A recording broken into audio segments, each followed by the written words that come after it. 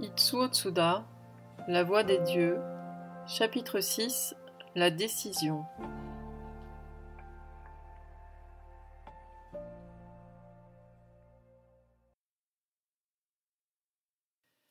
La civilisation matérialiste d'aujourd'hui nous offre des solutions de facilité dans tous les domaines.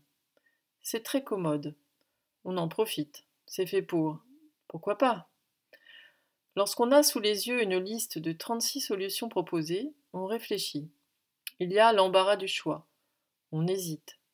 Chaque solution présente des avantages et des inconvénients. Après une longue tergiversation, on décide de prendre une décision. Mais aussitôt, on sent surgir en pensée une autre solution, qui semblerait encore plus séduisante. Après avoir essayé un peu de tout et de tous, on a l'impression que tout n'est que fadeur, platitude, banalité.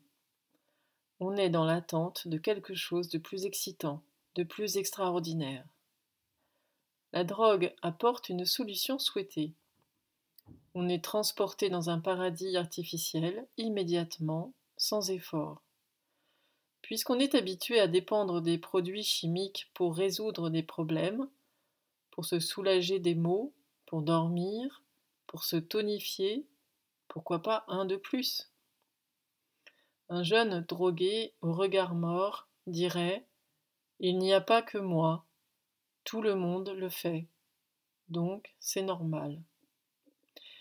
C'est tout le monde qui a décidé, pas lui. Lui ne fait que suivre les autres. C'est bien logique, n'est-ce pas?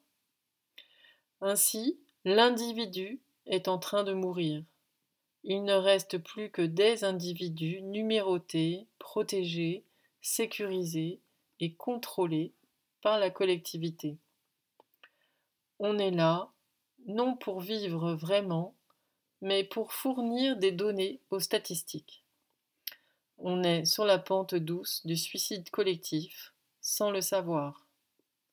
Où est la vie? C'est dans la capacité de prendre la décision au moment où cela s'avère nécessaire. Cette capacité est corollaire à la capacité de sentir la gravité de la situation. À partir du moment où on arrive à prendre une décision ferme, en dépit de toute autre solution, pleine de séduction, la vie de l'homme change considérablement. On sort de la coquille et on grandit. On voit de nouveaux horizons. Dans la vie, il y a des tournants qu'il ne faut pas rater. Ce sont des moments ou jamais de se donner tout entier. Il y a des gens qui ratent les tournants à tous les coups. Ils restent indécis, espérant je ne sais quelle providence. La valeur d'un homme se juge dans sa capacité de prendre la décision au moment où il est acculé à la prendre. S'il tergiverse et cherche des subterfuges pour se couvrir, ce n'est pas un homme. Il peut être beau, grand, magnifique, coqueluche, ou tout ce qu'on veut. Il n'est qu'un pantin. Beaucoup confondent la décision avec la déclaration qu'ils en font. Une décision n'a pas besoin d'être bruyante, elle peut être silencieuse. On déclare à haute voix pour se donner une assurance, justement, parce qu'on n'est pas tout à fait sûr. Une fois la décision prise, le comportement peut prendre des formes diverses selon les circonstances. La décision est une chose intérieure. Elle n'est pas mécaniquement liée à son expression. On peut savoir mentir si on est vraiment décidé à sauver quelqu'un. Une honnêteté affichée peut cacher la plus vile des hypocrisies. Une décision peut être prise très rapidement selon les circonstances, mais elle peut aussi mettre bien longtemps avant de mûrir. La plupart du temps, on confond la décision avec l'option. Mais ce sont deux choses complètement différentes. L'option implique la comparaison de plusieurs possibilités et le choix qu'on en fait. C'est un acte de l'intelligence. Quand il s'agit de quelque chose qui ne porte pas à conséquences très graves, on peut s'informer, réfléchir et choisir. Où est-ce qu'on va dîner ce soir? Peut-être au restaurant Untel aux fruits de mer, mais c'est fermé le lundi. Tant pis. Eh bien, on va essayer ce restaurant chinois, la pagode, je ne sais quoi. C'est fermé aussi. Il y a un restaurant espagnol où on mange de très bonnes paellas et une pizzeria italienne qui sont ouverts tous les deux. Lequel préfères-tu? L'espagnol, c'est un peu loin. Ce soir, je n'ai pas envie d'aller très loin. La pizzeria alors? Mais il y a un vietnamien tout près, etc. Là où l'on mangera ce soir, ce n'est pas cela qui va changer radicalement notre avenir. On a toute latitude dans le choix. Il n'en va pas de même avec la décision qui détermine notre orientation dans la vie. Cette décision-là n'est pas un acte de l'intelligence, c'est un acte de l'instinct. On n'apprend pas à décider. Cela se fait tout seul lorsqu'on se sent acculé à le faire. Et alors, pourquoi y a-t-il tellement de gens indécis? Si l'option se fait avec la tête, avec de l'intelligence, la décision se fait au ventre, au hara. Du point de vue occidental, le ventre n'est qu'un récipient qui contient divers organes, digestifs, urinaires et génitaux. On voit mal comment ces organes pourraient contribuer à la prise de décision. C'est inexplicable anatomiquement. Mais le Seitai a un point de vue très différent. L'homme n'est pas un assemblage de pièces anatomiques, il est une manifestation de la vie. Celle-ci se manifeste en mouvement, en sensibilité. En tant qu'animal intelligent, l'homme ne se contente pas, comme les autres animaux, de rôder dans les champs pour se rassasier. Il veut entreprendre quelque chose qu'il croit valable dans la vie. La décision s'impose. N'importe qui peut dire « Je suis bien décidé à faire telle chose ». Est-on vraiment décidé? La suite des événements montre que le bonhomme est complètement paniqué au premier obstacle venu et abandonne son projet. Ou bien il fait semblant de faire quelque chose pour se défendre contre le regard critique des autres. Où est donc la décision? C'est alors qu'on dit au Japon « son hara n'est pas encore déterminé » ou « son hara est bien déterminé ». Est-ce qu'on examine le ventre attentivement, à la loupe, au microscope ou à la radio? Rien de tout cela. Cela se sent instinctivement. Quelque chose émanant de la personne fait écho en nous. Bien qu'aucun appareil de détection ne puisse le démontrer avec évidence, ces impressions-là nous affectent quand même. Il y a toutes sortes de décisions, depuis les plus frivoles jusqu'aux plus fermes. Si on parle de quelqu'un en disant « je ne crois pas un mot de ce qu'il dit », on est convaincu que ses décisions sont frivoles. Évidemment, quand on a affaire à quelqu'un qui se contredit plusieurs fois par jour, ou qui fait juste le contraire de ce qu'il prétend ou entend faire, on n'est pas enclin à lui accorder confiance. On utilise également, à côté du mot hara, le mot koshi en japonais. Le koshi désigne le côté dos du hara, c'est-à-dire la région couvrant le bassin et les lombes. Le koshi s'applique plutôt à un travail concret. Quand le koshi n'est pas déterminé, l'ouvrage reste indécis et dispersé. En français, on dira plutôt qu'on travaille à contre-cœur. On voit l'importance que les Japonais accordent à cette région du bas du corps quand il s'agit d'entreprendre quelque chose. Il ne s'agit pas du cœur ni du sentiment. Il s'agit de l'assise du corps au travail, de l'assiette de l'être en action. Avec un ventre indéterminé et un koshi instable, on sent qu'on ne va pas très loin. La détermination au ventre implique une condition très embarrassante pour le commun des mortels civilisés. Abandon de toute autre possibilité, même si elle présente des avantages nettement supérieurs. C'est donc une orientation et non une option, un choix.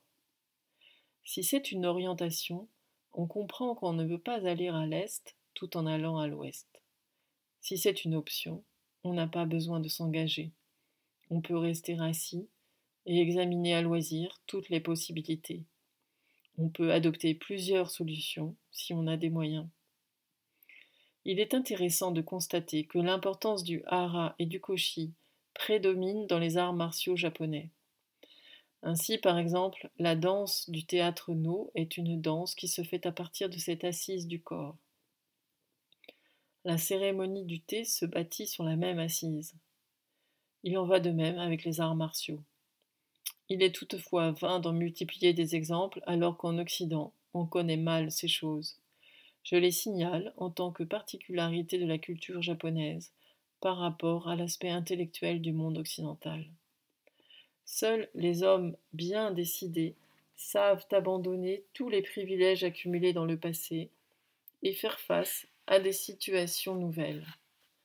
Plus la décision est ferme, plus le comportement conscient et inconscient de l'homme change. Et cela influence les gens sans qu'on fasse rien exprès. Les événements, en apparence fortuits, s'alignent sur la conduite. C'est la découverte de nouveaux horizons. Il y avait dans le temps un certain Yamada qui faisait autorité dans la technique de manipulation. Il était alors âgé de plus de 70 ans. Un jour, le hasard l'a amené à assister à un cours de Noguchi qui était alors tout jeune homme. Après le cours, il vint voir Noguchi et dit « Ce que vous dites est vrai.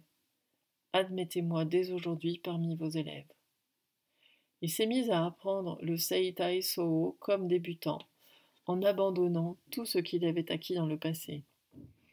Noguchi en a été très impressionné, car non seulement Yamada était déjà très âgé, mais il était une autorité reconnue, alors que Noguchi n'était encore qu'un inconnu. Abandonner toute prérogative à un âge aussi avancé, c'est quand même exceptionnel. La vraie décision est celle qui répond à la tension intérieure qui monte au maximum.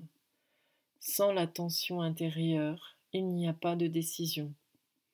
Plus la décision exige de courage, de sacrifice de l'amour-propre et des avantages matériels, plus elle gagne en poids.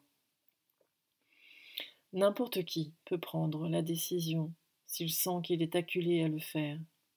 Ce n'est pas la capacité qui manque. Si on ne se décide pas, c'est qu'il manque la tension intérieure nécessaire à la prise de décision. C'est qu'on ne sent pas la gravité de la situation. Et alors, on se met à flotter entre de multiples possibilités, à chercher à se justifier, à attribuer la faute aux voisins. On connaît le cas de Louis XVI. Lors de la fuite à Varennes, il fit faire 2 carrosses de luxe, ce qui était une imprudence, car cela pouvait attirer l'attention des gens. Il sortit sa tête de la portière et se fit reconnaître par un passant, car son portrait était sur les billets de banque. Il passa chez un ami et y est resté pendant 3 heures à prendre le petit déjeuner. Ce retard lui a été fatal, car des milliers de soldats qui l'attendaient à Varennes se sont lassés et partirent.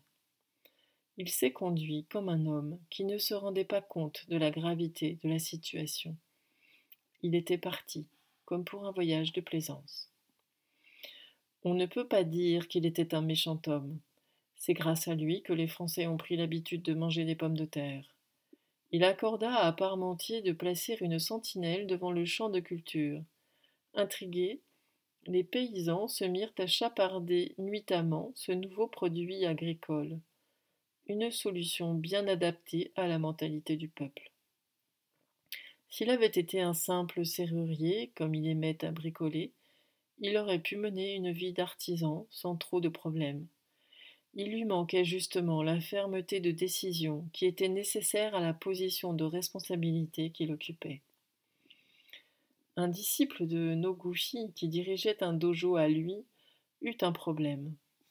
2 membres du dojo étaient tombés amoureux et avaient fait vœu de se marier. Comme la femme était de 10 ans plus âgée que lui, les parents du garçon s'y sont opposés énergiquement. Le disciple, encore à ses débuts dans la carrière, était coincé entre les deux parties qui ne cédaient pas. À bout de ressources, il demanda à Noguchi d'intervenir.